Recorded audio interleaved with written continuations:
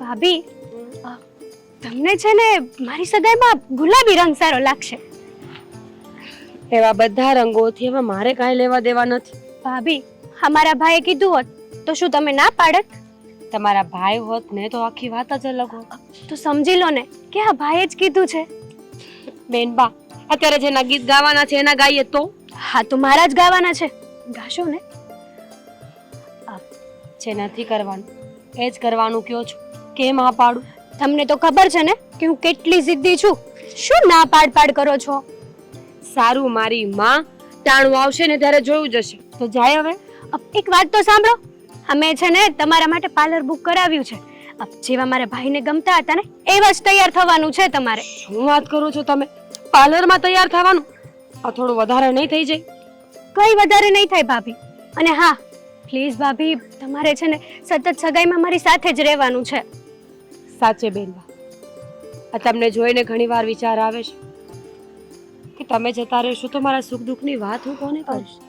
ક્યાં મારા મનને હળવું કરવા જઈશ? આઈડિયા! એક કામ કરે, મારા સસરાને અત્યારે જ ફોન કરીએ અને આ સગાઈને ફોક કરી નાખીએ. ચૂપ! એક મારી શમણા. ખોટું કહી દીધું? એવું ન બોલાય. તમે તો રાજી ખુશીથી માંડવે શણગાર સજીને બેસો અને સૌભાગ્યવતી થાઓ. ચાલો હવે જઈએ. હા, ચાલો.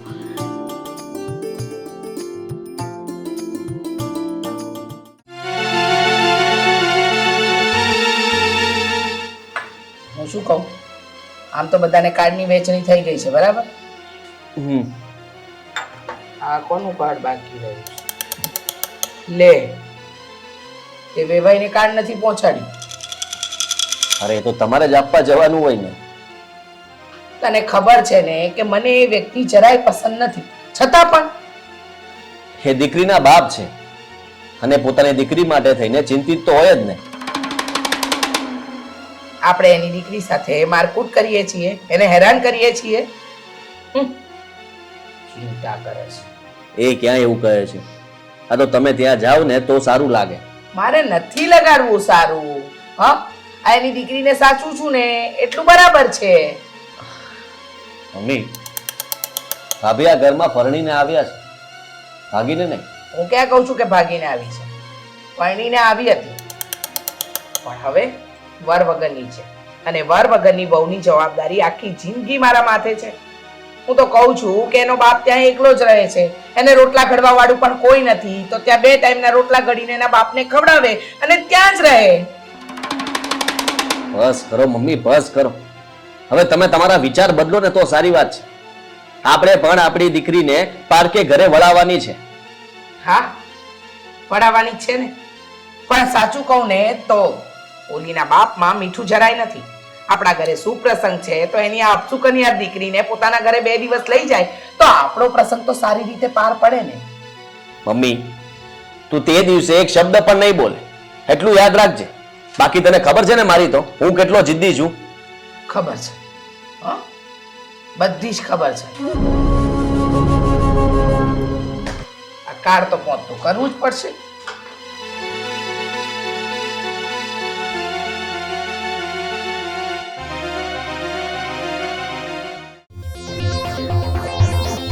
અરે વેવાણ, જય શ્રી કૃષ્ણ. જય શ્રી કૃષ્ણ. હા, કેમ છો? મજામાં ને? મજામાં. પણ આ બાજુ તમારા ઘરે જ આવતા હતા, પણ હવે તમે અહીંયા જ મળી ગયા તો વધારે સારું. અરે તો ચાલો ને ઘરે. ના ના, હવે તમે અહીંયા મળી જ ગયા છો તો અહીંયા જ વાત કરી લઈએ ને. આમ પણ ઘણા કામ છે મારે. અરે પણ આટલે સુધી આવ્યા છો તો ઘરે ચા પાણી પીને જજો. નથી પીવા. હા, રવિનાની સગાઈ છે, એનું કાર્ડ આપવા આવ્યા છીએ. અરે પણ આ મારી દીકરી પૂજા નો આવી? મારે તો એને જ મોકલવી હતી, પણ મારો દીકરો આશીષ જીદે ચડ્યો કે મમ્મી તમારે જ જવું પડે, એટલે અમે આવ્યા. ના ના, એમાં એવું હતું કે રવિના સાથે ભાભી બીજા બધા કામ પતાવતા હતા, એટલા માટે હું ને મમ્મી જ આવ્યા. સારું સારું. આમ પણ રવિના હવે આ થોડા સમયમાં તો સાસરે જતી રહેશે. સમયસર પહોંચી જજો, અમને મોડું થાય છે, અમે નીકળીએ. અરે પણ વેવાણ, આ હજુ તો તમે આવ્યા છો, હવે અહીંયા સુધી આવ્યા છો. આ તો ઘરે આવ્યા હોત તો શું વાંધો હતો તમને? હું હવે અમે રજા લઈએ. વડીલ તમે વહેલાસર પહોંચી જજો, તમારે ખાસ હાજરી આપવાની છે. હા, એકદમ ખાસમ ખાસ હાજરી આપવાની છે. જમવા રોકાવ કે ના રોકાવ, પણ હાજરી જરૂર આપજો. હા હા, શું છે, આમ પણ બાપ દીકરીના ઘરનું તો જમે જ નહીં ને. હા, હવે એવો નિયમ રહ્યો નથી. હા, તમે આવશો ને તો પૂજા ભાભી બહુ ખુશ થશે, એટલે તમારે આવવું તો પડશે જ. ભલે ત્યારે. જય શ્રી કૃષ્ણ.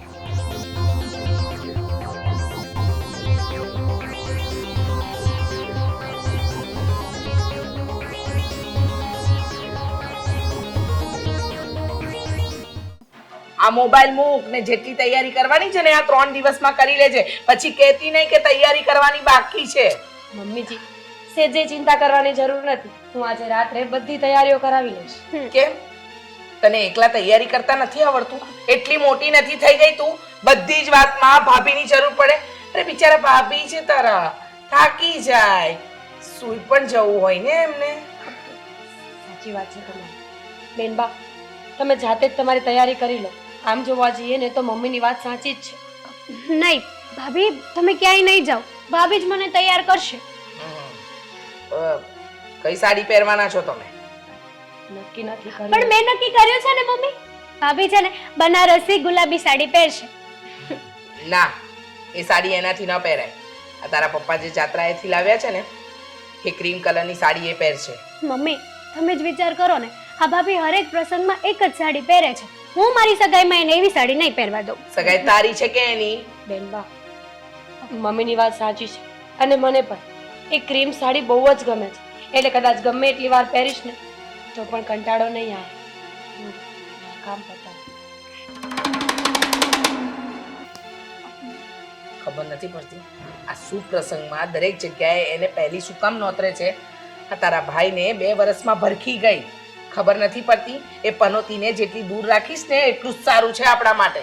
મમ્મી તમને ખબર હતી ને કે ભાઈને હૃદયની બીમારી છે, છતાંય તમે વેવાઈને વાત ન કરી. એમાં ભાભીની શું ભૂલ છે આમાં? તારો જીભડો છે ને, જીભડો એને સીવીને રાખ. તારા સાસરે જાય ને પછી ફાટજે, જેટલું ફાટવું હોય એટલું. ચલ જા, તૈયારી કર.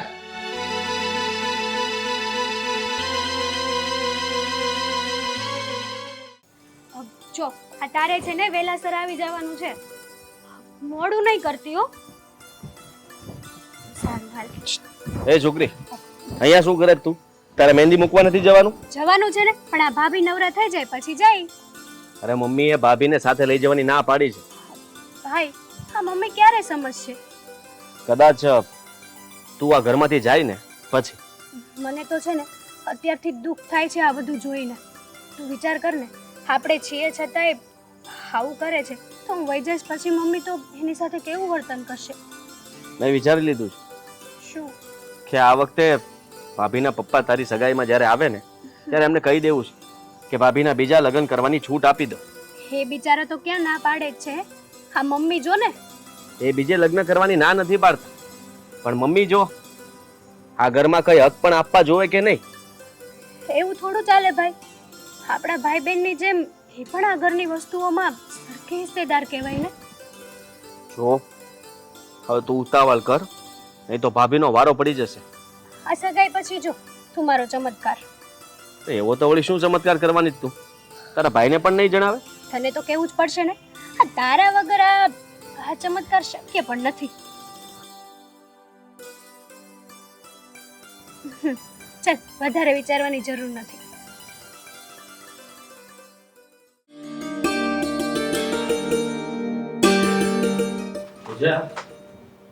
શું કરે છે? શું? આ ભાભી માંથી ડાયરેક્ટ પૂજા ઉપર આવી ગયો? કેમ? હું ને તું સરખા કે નહીં? આપણે બંને એક જ ક્લાસમાં ભણતા કે નહીં? ત્યારની વાત અલગ હતી અને અત્યારની વાત આખી અલગ છે. જો મમ્મીજીને ભૂલે ચૂકે ખબર પડી ને કે તમે મને તુકારો આપ્યો છે તો ન થવાની થશે. પૂજા, હું તારો દિયર છું અને હું હકથી તારું નામ લઈને તને બોલાવી શકું. જો આ ઘરમાં જે નિયમો બનાવ્યા છે ને, આપણે બધા એ નિયમોનું પાલન કરીએ ને તો વધારે સારું. તું આ ઘરની સભ્ય છો અને કાયમ રહેવાની પણ છું. તો આમાં નિયમની વાત ક્યાંથી આવી? આશીષ આ બહુ વાતો કરે છે. રવિના બેનને લેવાનો ટાઈમ થઈ ગયો છે. બંને હાથમાં મહેંદી મૂકી હશે એટલે જાતે તો આવી નહીં શકે. અને મમ્મીજી ગયા છે બજારમાં. એ આવે ને એ પેલા બેનને લેતા આવો. હા, હું એને લેવા જાઉં છું, હમ. પણ સાથે તને પણ મૂકતો આવીશ. મારા ભાઈએ તને કોઈ બંધનમાં બાંધી નથી રાખી. જિંદગી તારી છે એટલે તું તારી રીતે જીવી શકે છે. આશીષ મને કોઈ વાંધો નથી. હું આ ઘરમાં મારી રીતે બહુ જ ખુશ છું. એટલે વારે ઘડીએ મને બધું સમજાવવાની કોઈ જરૂર નથી. ઘરના બધા જ નિયમો મને ખબર છે.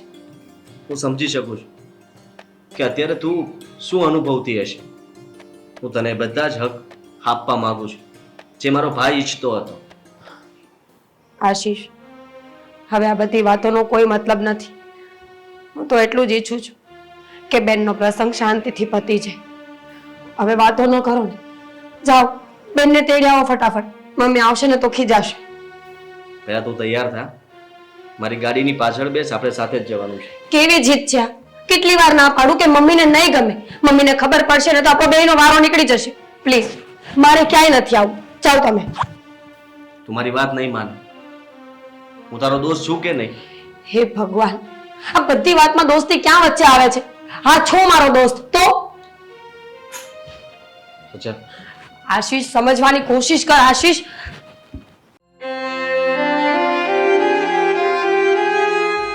ધણી જતો રહ્યો છે પણ આ સાત શણગારના અભરખા નથી ગયા નહીં. મમ્મી મેં તો આશીષને ના જ પાડી હતી કે વિધવાને મહેંદી ન મુકાય, પણ એ જીદ કરીને લઈ ગયો હતો હાથ પકડીને. આશીષ તો કાલે ઉઠીને જીદ કરશે કે ચાલો ફેરા ફરી લઈએ, તો કોઈ પણની સાથે શું ફેરા ફરી લેશો? શું બોલો છો? મેં મારા સપને પણ આવો વિચાર ક્યારેય નથી કર્યો કે હું બીજા લગ્ન કરીશ. વિચાર ન કર્યો પણ શરૂઆત તો કરી જ દીધી મેં. મમ્મી તમને પણ ખબર છે ને કે બંને ભાઈ બહેન જીદ કરે છે મારી સામે, એટલે ન છૂટકે એમની વાત માનવી પડે છે મારે. હા પણ એ બંને જણ તો બાળક બુદ્ધિ છે, પણ તમે એક વિધવા છો, વિધવા. બસ મમ્મી ખબર છે મને કે હું વિધવા છું. પ્લીઝ મને માફ કરી દો. આ વાતથી હવે તો મને પણ શરમ આવવા લાગી છે કે હું મહેંદી મુકાવા હાલી નીકળી હતી. શરમ? હા, તમને શરમ આવતી હતી? તમને ભાન જેવું છે તો તમે એક વાર તમારી મમ્મીજીને પૂછ્યું હોત કે હું જાઉં કે ના જાઉં. મમ્મીજી તમે કહેશો ને તો હું બેનની સગાઈમાં પણ હાજરી નહીં આપું. મારા પપ્પાને ત્યાં જતી રહીશ. પણ પ્લીઝ પ્લીઝ એકવાર માફ કરી દો. હું તો ઈચ્છતી જ હતી અને એ તમે કર્યું. હા તો તમે જતા રહો, કોઈ જરૂર નથી. અને આમ પણ તમે નહીં હો ને તો સારી રીતે પ્રસંગ પાર પડશે, સમજ્યા? આમ પણ હાથે કરીને તમે સૂડ ઊભું કર્યું છે તો ભોગવો સજા. બસ હવે આ રડવાના નાટક બંધ કરી દેજો અને જેટલું રડવું હોય ને એટલું મન ભરીને રડી લેજો. પણ મારા મહેમાન આવે ને એ પહેલા આ ઘરમાંથી રવાના થઈ જજો, સમજી ગયા? પનોતી જેવી.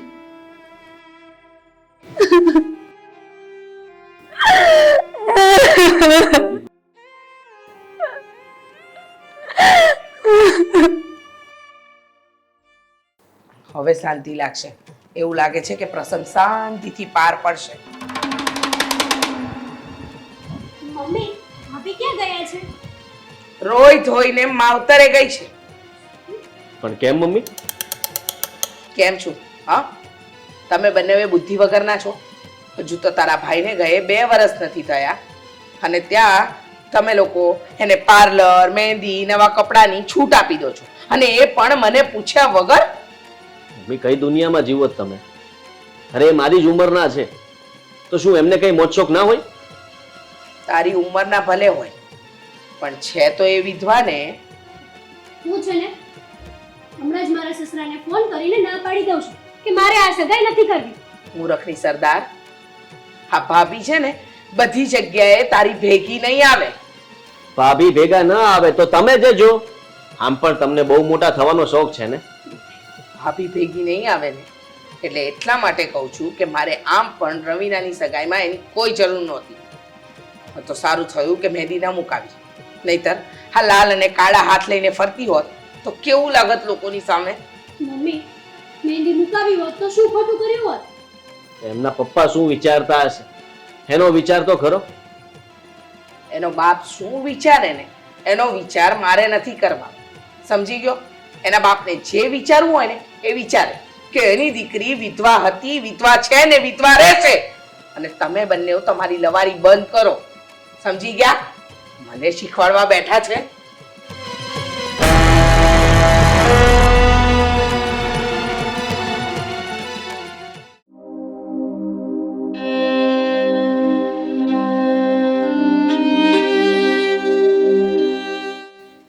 અરે પૂજા, તું અત્યારે અહીંયા? હે પૂજા, અરે શું થયું મારી દીકરી? સમજો સમજો, શું થયું બેટા? કેમ રડે છે? પપ્પા પપ્પા મારાથી એક ભૂલ થઈ ગઈ છે. ભૂલ થઈ ગઈ? અરે શું થયું મારી દીકરી? જાણ મને કહેતો ખરી. પપ્પા મારી નણંદની સગાઈ છે તો મારા દેરે જીદ કરી કે બધા તૈયાર થાય છે, બધા સારા એવા કપડાં પહેરે છે, મોજ માણે છે, તો તમે પણ હાથમાં મહેંદી મુકાવો. મહેંદી મૂકી તો નથી. હજી તો હું ઘરથી બહાર નીકળીને ત્યાં જ મારા સાસુને ખબર પડી અને એમણે મને કાઢી મૂકી. અરે કાઢી મૂકી? અરે જો દીકરી, આ તું ચિંતા ન કર, હું એની સાથે વાત કરું છું. નહીં પપ્પા, એમને ફોન કરવાની કોઈ જરૂર નથી. તમને ખબર જ છે મારા સાસુનો સ્વભાવ. તમે સમજાવવા જશો ને તો બે વેળ તમને સંભળાવી દેશે. અરે પણ દીકરી, હા એના ઘરે સારો પ્રસંગ હોય અને તું આમ અહીંયા આવી ગઈ હોય, હા તો એની આબરૂનું શું? શું બોલો છો પપ્પા? તમને હજી એની આબરૂની પડી છે? તમે હજુ પણ એ લોકોનું જ વિચારો છો? જરા વિચાર તો કરો કે આવા સમયે મારા પર શું વીતતી હશે. બેટા બેસ, નીચે બેસ, બેસ.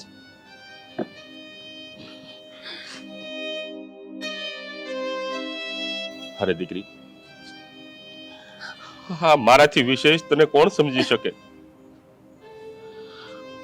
પણ જન્મથી જ આપણે દુખિયારા હોઈએ એ આપણા નસીબ, બીજું શું. પપ્પા મેં મારા સાસુના બોલેલા બોલને ક્યારે ઉથાપ્યા નથી. પડ્યા બોલ ઝીલ્યા છે, છતાં પણ આજે એમણે મારી સાથે આવું વર્તન કર્યું. કાંઈ વાંધો નહીં મારી દીકરી, હજુ તું ચિંતા ન કરતી. હમણાં તું અહીંયા રહે, હા એનો પ્રસંગ પતી જવા દે. આ પછી આપણે કઈક એનો નિવાડો લાવશું. પપ્પા આ પ્રકાશ ગયા ને પછી મારી જિંદગી સાવ બગડી ગઈ છે. હવે મને સમજાઈ રહ્યું છે કે એકલી સ્ત્રીઓની જિંદગી કેટલી અઘરી હોય છે. મારા સાસુ આટલી અમથી વાત કેમ નથી સમજતા કે એમનો દીકરો ગયો છે, એમનો તો એક જ શણગાર ગયો છે, જ્યારે મારા 16 શણગાર જતા.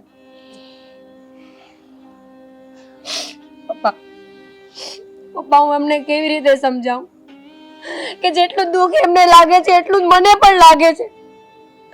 મારો પણ પતિ આ દુનિયામાં નથી રહ્યો. મારા સાસુ પાસે તો બીજું ઓપ્શન છે, એનો બીજો દીકરો, જ્યારે મારી પાસે તો કંઈ જ નથી. અને હું તો મારી પણ નથી શકતી, એટલી બદનસીબ છું પપ્પા. નહીં મારી દીકરી, નહીં, આવું નહીં બોલ. જો દીકરી, સૌના ભાગ્ય લખાવીને આવે છે. આ ભગવાન પાસે કોઈનું કાંઈ નથી ચાલતું મારી દીકરી. તું ચિંતા કરમાં, હું હારાવાના થઈ રહે. મારા સાસુને એમ છે કે એનો દીકરો મરી ગયો છે, પણ મારા સાસુને ખબર જ નથી કે મરવા વાળું નથી મરતું.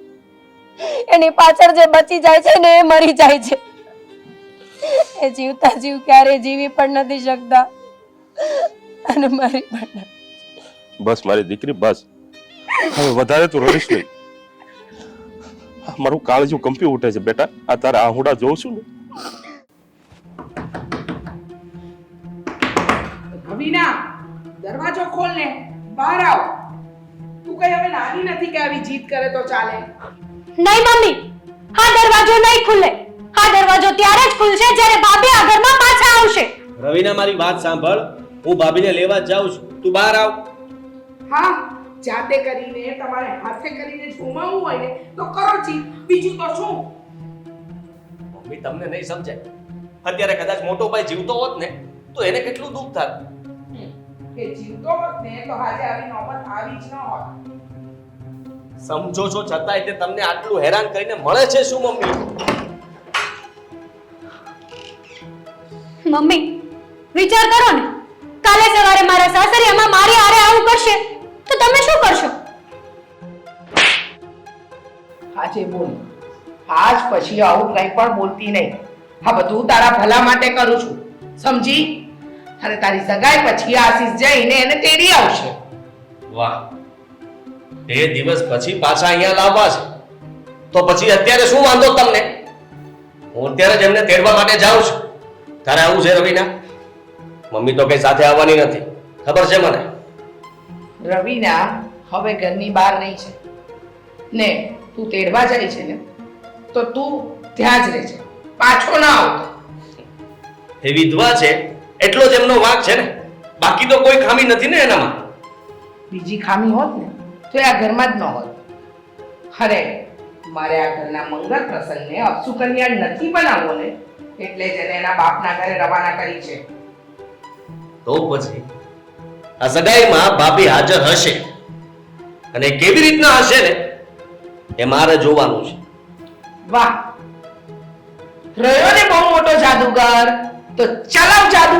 હા, અને ખેલ શરૂ કરી દે તારા.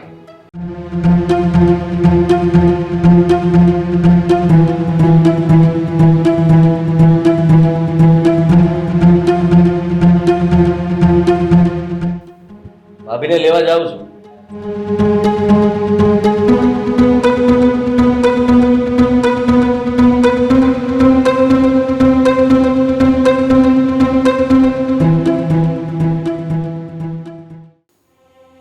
હા, મારી દીકરી અંદર ખાને કેટલી દુખી છે. અરે હું એક પુરુષ થઈને મજબૂત મન સાથે નથી જીવી શકતો, તો મારી દીકરી તો એક સ્ત્રી છે. શું વીતતી હશે એના ઉપર? કેમ છો વડીલ? ત્યાં જ ઉભો રહેજે ભાઈ. આ તારા ઘરના ના દેખાડવાના દાંત અલગ છે અને ચાવવાના અલગ છે. તો શું આવ્યા છો? હું પૂજાને તેડવા માટે આવ્યો છું. પૂજા નહીં આવે. આવો ગુસ્સો ના કરો, તમે એકવાર પૂજાને બોલાવો ને. જો આ મારી દીકરી છે ને વિધવા છે. મેં જયારે એને આ ઘરમાંથી વળાવી હતી ને ત્યારે વિધવા નહોતી વળાવી. અરે સોળે શણગાર સજીને એને વળાવી હતી અહીંયાથી. હવે આ પ્રકાશની જિંદગી ટૂંકી નીકળી, અરે એમાં મારી દીકરીનો શું વાંક? જો કદાચ કંચનબેન પણ લેવા આવશે ને તો પણ મારી દીકરીને હવે એ ઘરમાં નથી મોકલવાનો. તમે જઈ શકો છો. તમે શાંત મગજે વિચારો. મારા મમ્મીની ભૂલ થઈ ગઈ. હવે જે વિચારવાનું હતું ને એ મેં બરોબર વિચારી લીધું છે. અને આ પૂજાનો બાપ હજી જીવતો બેઠો છે, એટલે પૂજાની ચિંતા કરવાનું તમે છોડી દો. જાઓ. અને આ તમારા ઘરે પ્રસંગ પતે ને પછી પણ મારી દીકરી હવે એ ઘરમાં નહીં આવે. તમે સમજી નથી રહ્યા. હું તમારી સાથે અહીંયા વાત કરવા માટે જ આવ્યો છું અને પૂજા સાથે પણ માનું છું કે અમે બહુ મોટી ભૂલ કરી. મારા મમ્મીએ જે કંઈ પણ કર્યું એ બધું ખોટું હતું, પણ પહેલા મારી એકવાર વાત તો સાંભળી લો, પછી જતો રહીશ હું અહીંયાથી.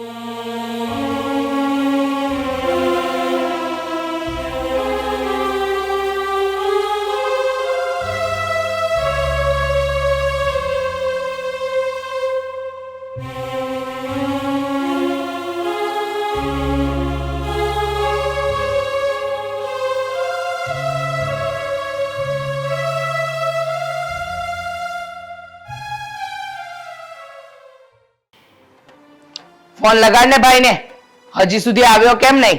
ફોન લગાડવાની શું જરૂર છે, આવતો જશે. હા, હવે બધાએ પોતપોતાની મનમાની કરવી જ છે તો કરે રાખો, કોઈ સાંભળવું ક્યાં છે. તમને એવું લાગે છે મમ્મી?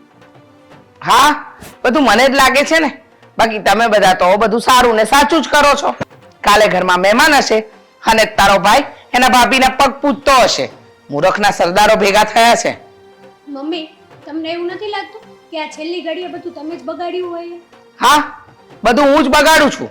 હા,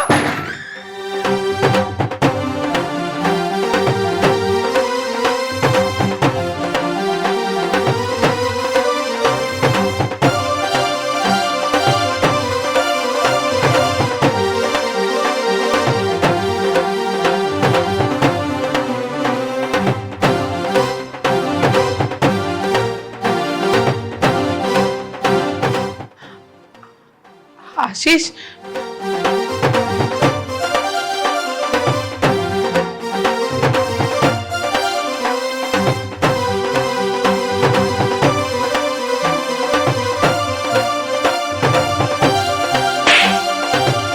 તે આ શું કર્યું?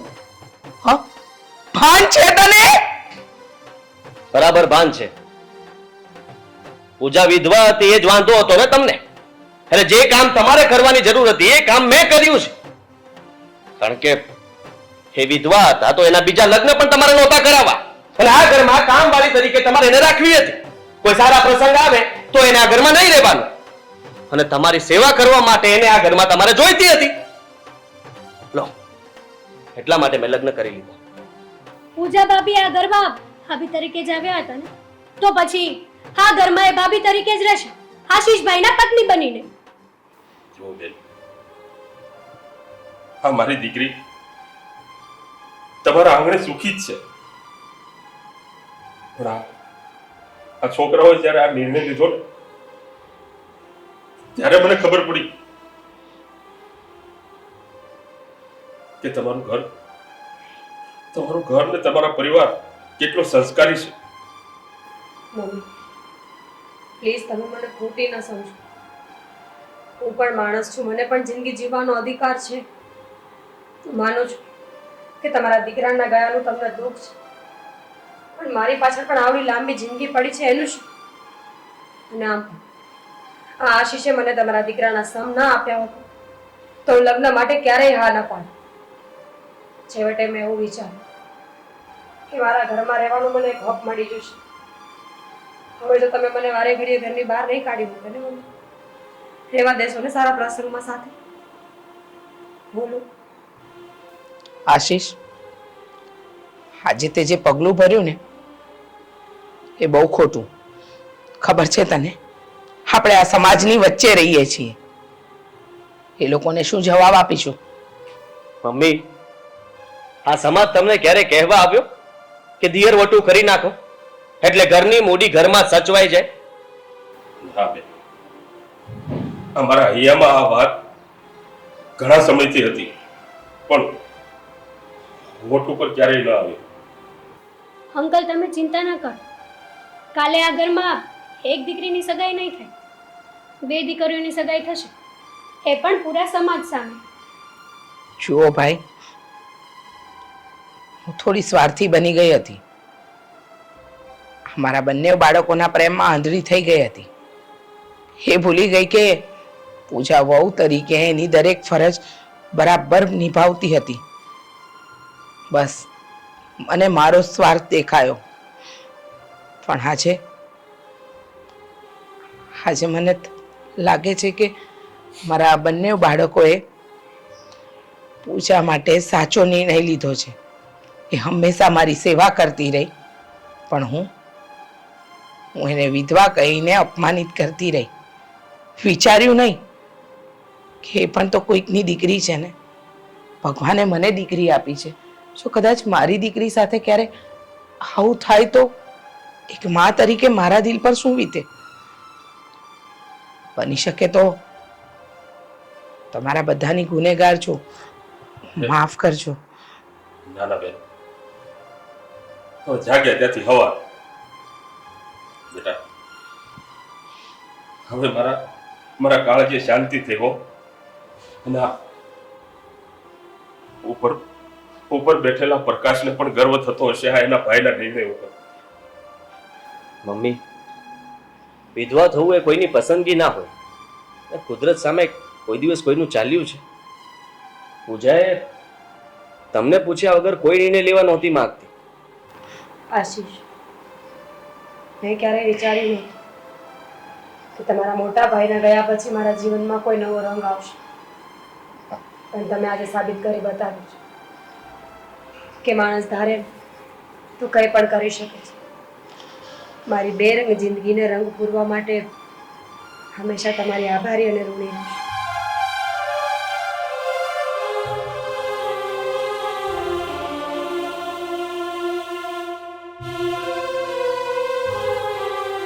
ભાભી હવે તો ખુશ ને?